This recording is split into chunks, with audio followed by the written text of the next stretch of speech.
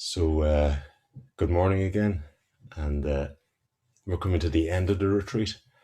And unfortunately, our neighbour started doing work next door, so you might hear a bit of banging. It's not internal; it's external. But okay, so we're coming to the end of the retreat, and what we're going to do, I'm going to say a few words, and then Jnanadhara is going to say a few words, and then we're going to break up into groups, kind of reporting out groups for about 20 minutes, and then we'll do an ending ritual, which I'll say more about when we get to it. Okay. So,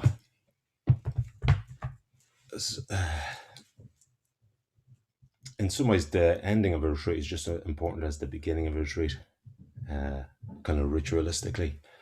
Yeah. But so we come to the end, we're coming to the end of this retreat where we've been exploring the three jewels and what it means to go for refuge to the Buddha, the Dharma, and the Sangha. And in certain ways, the structure of retreats are almost like a map, and a map that kind of points to it guides us to where the hidden treasure chest is.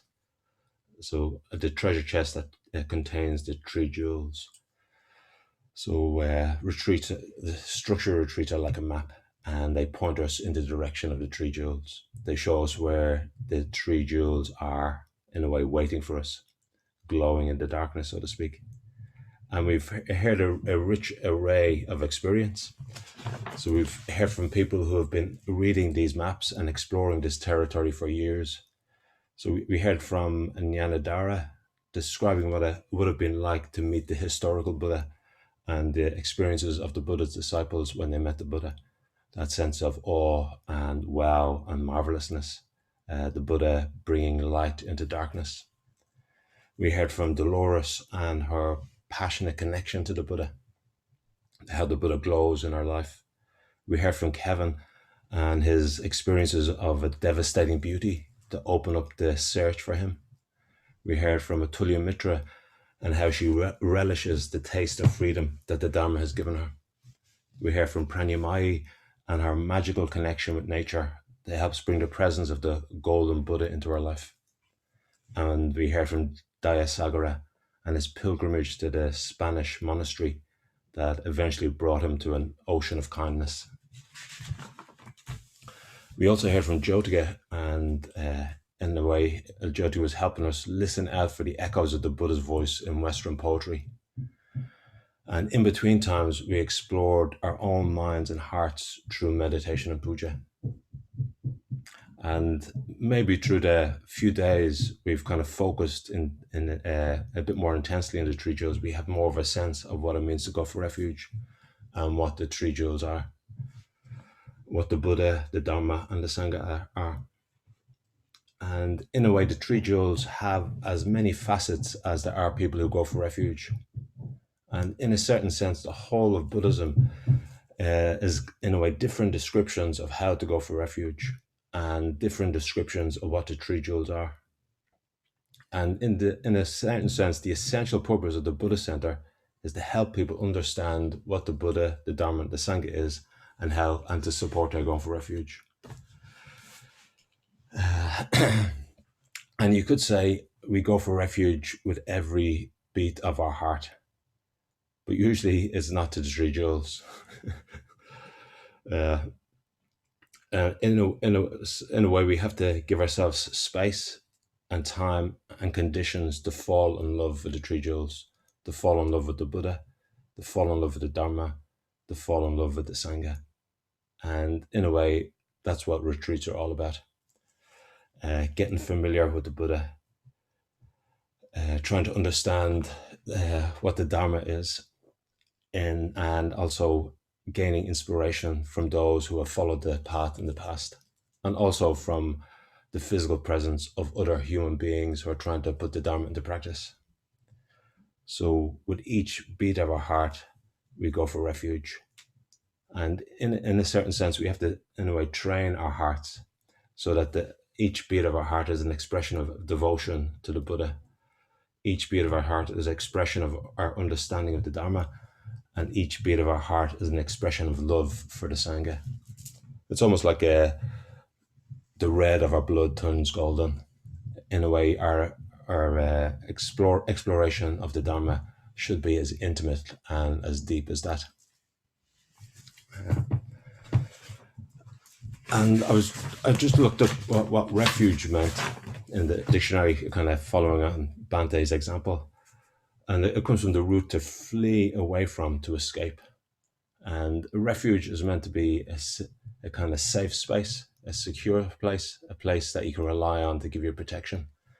And in some ways, when you go for refuge to the Buddha, the Dharma, and the Sangha, it's almost terrifying. It doesn't feel like a safe space. One description of it is entering the tiger's cave. You enter the cave, but nobody comes out.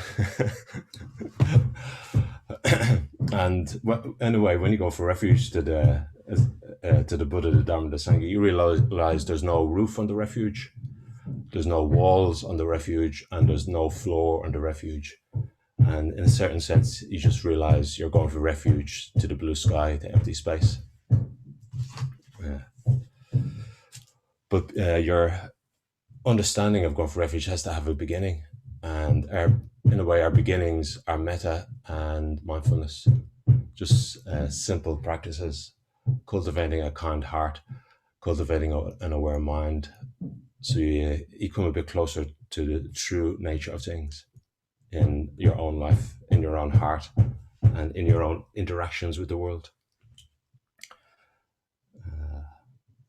So what I'm going to do now is just read a piece from the Pali Canon. It's one of my favorite pieces from the Parinibbana Sutta, and it's the Buddha moving towards his death, his physical death, and he's talking to Ananda, and he's encouraging Ananda to go for refuge. He says, be islands unto yourselves, refuges unto yourselves, seeking no external refuge, with the Dharma as your refuge, the Dharma as your refuge, seeking no other refuge. He explains the Dharma as he uses the image of an island, and that what I think of as just a monsoon season, and the necessity to know where the pieces of land that didn't get flooded were.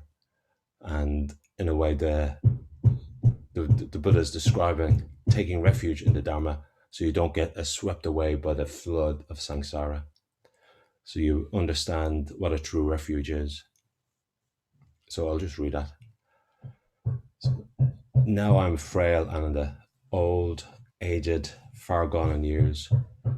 This is my 80th year, and my life is spent. Even as an old cart, Ananda, is held together with much difficulty, so the body of the Tathagata is kept going only with supports. It is, Ananda, only when the Tathagata, disregarding external objects, with the cessation of certain feelings, attains to and abides in the signless concentration of mind, that his body is more comfortable. Therefore, Ananda, be islands unto yourselves, refuges unto yourselves, seeking no external refuge, with the Dharma as your island, the Dharma as your refuge, seeking no other refuge. And how Ananda is a practitioner, an island unto themselves, a refuge unto themselves, seeking no external refuge, with the Dhamma as their island, the Dhamma as their refuge, seeking no other refuge. When they dwell contemplating the body in the body, earnestly, clearly comprehending, and mindfully, after having overcome desire and sorrow in regard to the world, when he dwells contemplating feelings in feelings, the mind in the mind, and mental objects in mental objects, earnestly, clearly comprehending, and mindfully, after having overcome desire and sorrow in regard to the world, then truly he is an island unto himself, a refuge unto himself, seeking no external refuge, having the Dhamma as his island, the Dhamma as his refuge, seeking no other refuge. those followers of mine, Ananda, who now or after I am gone abide as an island unto themselves, as a refuge unto themselves, seeking no other refuge, having the Dhamma as their island and refuge, seeking no other refuge. It is they who will become the highest if they have the desire to learn.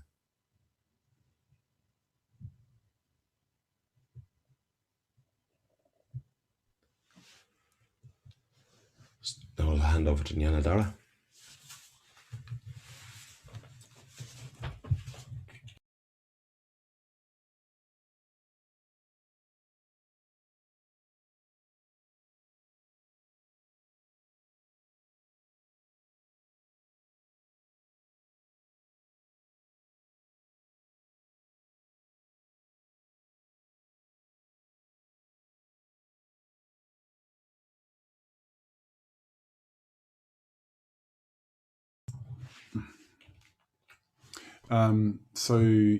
Pavara was just talking about the need to go for refuge to the Dharma.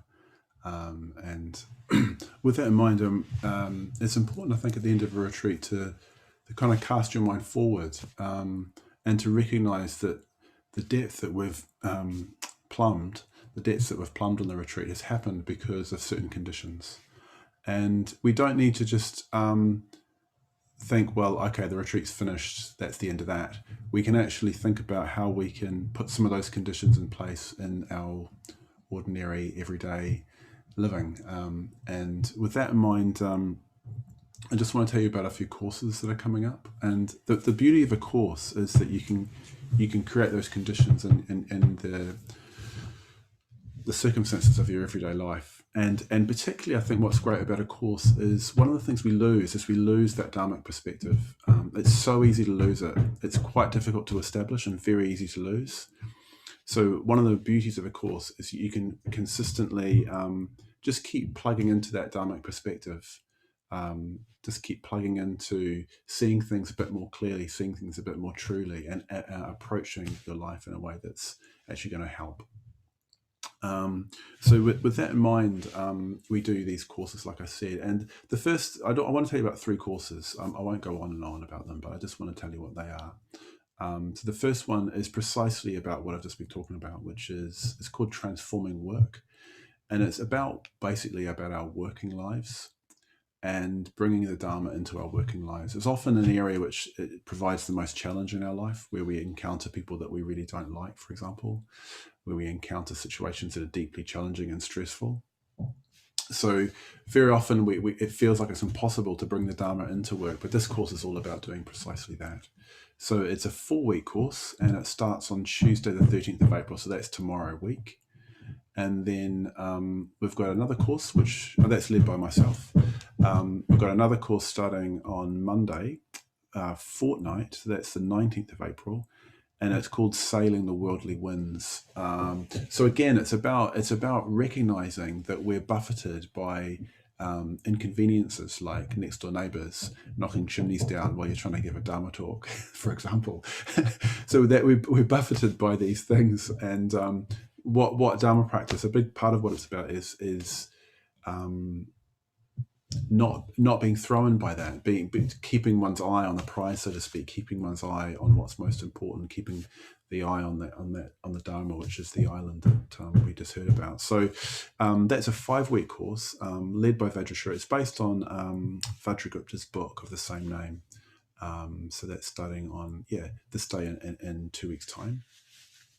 And then closer to the end of April, Dayasagara and Maitrakaya are going to be leading a course called Going Deeper in Meditation, which is about just that. It's about taking the meditation practice that we have and taking it deeper, trying to uncover the buried treasure, not just on retreat, but actually during the course of our normal workaday life, which is actually a deep challenge.